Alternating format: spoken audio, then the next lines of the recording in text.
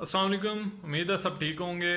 यार बात करते हैं कि India defeated China according to Indian media. अच्छा यार, टॉपिक को ना हम दो हिस्सों में डिवाइड करते हैं। पहला होगा इंडिया का रिलेशन विद चाइना, ठीक है, कि अभी तक होल समराइज करते हैं कि इंडिया और चाइना के दरमियान क्या हुआ, गलवान वैली में क्या हुआ, एग्रीमेंट क्या हुआ, और लद्दाख में क्या हुआ, चाइनीज़ आर्मी पीछे क्यों चलेगी। अच्छा, और पार्ट टू में क्या होगा? पार्ट टू में हम देखेंगे इंडिया की फॉरेन पॉलिसी, और इसमें आजकल जो करंट टॉपिक है ना, इंडिया का नेपाल के साथ रिलेशन, उसके मतलब जब according to Indian media India ने चाइना को डिफीट किया जी, लद्दाख में और गलवान में।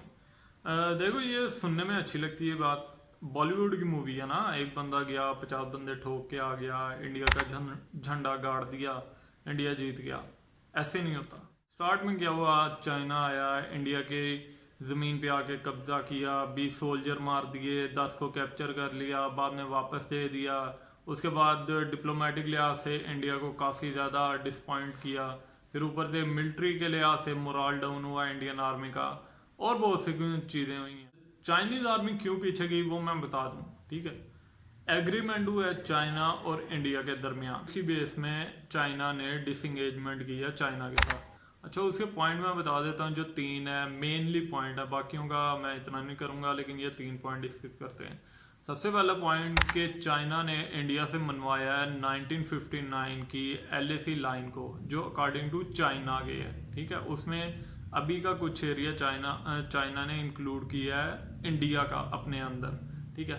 सेकंड पॉइंट कि उन्होंने बफर जोन करार दे दिया है उस एरिया को जहाँ पे इंडियन आर्मी पेट्रोलिंग करती थी पहले, जिसको इंडियन आर्मी 27 साल से अपनी जगह मानती थी। अब उन्होंने उसको बिल्कुल ही नो मैंस लैंड करार दिया, ठीक है जी। वहाँ पे अब इंडियन आर्मी जा भी नहीं सकती, कुछ कंस्ट्रक्ट भी नहीं कर सकती।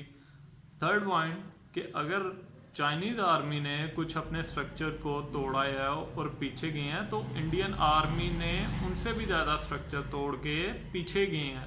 जहाँ पे वो पहले थे, जिसको इंडियन अपनी ज़मीन मानते थे, इंडियन आर्मी अपनी ज़मीन मानती थी, अब वो उधर से भी पीछे चले गए हैं। मतलब कि उन्होंने अपनी ज़मीन और ज़्यादा खो दी है, ठीक है। ये तीन पॉइंट हैं जो इस एग्रीमेंट के हैं, जिसकी वजह से ये सारी डिसंगेजमेंट हुई है जनाब आली। तो समझो कि आपका मीडिया कितना ज़्यादा झूठ बोल रहा है। तो बेसिकली ये ना जीत है इंडिया की, ना हार है। लेकिन चाइनीज़ की नज़रों से इसे देखा जाए तो इसमें इंडिया की बहुत डिफीट है। उन्होंने अपना इलाका गवा दिया, अपने फौजी गवाए, और काफ़ी चीज़ें उनकी जो है डिप्लोमेटिक लेवल पे काफ़ी ज़्यादा हार हुई है। रशिया ने उनका साथ नहीं दिया, इस तरह बहुत से मामला हैं। अच्छा, अब बात करते हैं फॉरेन पॉलिसी की। इंडिया की फॉरेन पॉलिसी ये पिछले 3-4 साल में कैसी रही है और उसके क्या नतीजे निकले हैं। सबसे पहले इंडिया ने पाकिस्तान के साथ अपने रिलेशन और ज़्यादा ख़राब किए हैं। इस टाइम पाकिस्तान और इंडिया के एम्बेसडर भी एक दूसरे के मुल्कों में नहीं है, दोनों को जिला वतन कर दिया गया है, अपने अपने मुल्कों में भेज दिया गया है। इसके साथ साथ बॉर्डर पे ज़्यादा टेंशन है, रोज़ क्रॉस फायरिंग होती है, रोज़ LOC की खिलाफ वर्जी होती है। Second, they lost Afghanistan. Afghanistan जिसमें इंडिया ने इतनी ज़्यादा इन्वेस्टमेंट की थी, अब वो इंडिया के हाथों से जा रहा है। Third, Russia. रशिया जिसके साथ इतने ज़्यादा क्लोज ताल्लुकात थे, अब वो पाकिस्तान के साथ रिलेशन बना रहा है। जो इंडिया का एक ख्वाब था कि पाकिस्तान को सेपरेट कर देना पूरी दुनिया से, वो तो हुआ नहीं। आल्दो रशिया पाकिस्तान का अब दोस्त बनता जा रहा है। फोर्थ, चाइना के साथ इंडिया के ताल्लुकात। इंडिया इस टाइम सबसे बुरे हालात गुजर रहे हैं चाइना के साथ इंडिया के, और इसकी वजह से इंडिया को काफ़ी ज़्यादा नुकसान भी हो रहा है। फिफ्थ, नेपाल।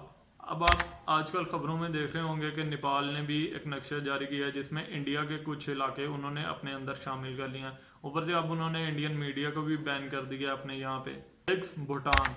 इस टाइम अब भूटान भी सोच रहा है कि इंडियन आर्मी को वो अपने मुल्क में रहने दें या ना रहने दें, क्योंकि भूटान का भी कुछ एरिया जो चाइनीज ले गए हैं वहाँ पे कब्जा कर लिया, और इंडियन आर्मी उसको भी रोक नहीं सकी। ये सब मामला हैं जो इंडिया के हैं फॉरेन पॉलिसी के लेके। तो इंडिया की foreign policy according to me बहुत बुरी रही है ये पिछले 3-4 सालों में, बहुत ही बुरी। उसका कोई नेबर ऐसा नहीं जिसके साथ उसका अच्छा ताल्लुक हो इस टाइम, सिवाय अमेरिका के। इस टाइम कोई भी साथ नहीं दे रहा। यूरोपियन नेशन के कुछ मुल्क हैं जो उसका साथ दे रहे हैं, अदरवाइज कोई भी उसका नेबर जो है वो उसके साथ नहीं है। तो इससे पता चलता है कि इंडिया की फॉरेन पॉलिसी कितनी ख़राब रही है इस पूरे पिछले 3 से 4 सालों में। Hope you get the message. मैंने आपको बता दिया जो जो था, अब आपके दिमाग में है कि आप कितना अंडरस्टैंड करते हो। इसको सर्च करो, आपको खुद ब खुद पता चलेगा।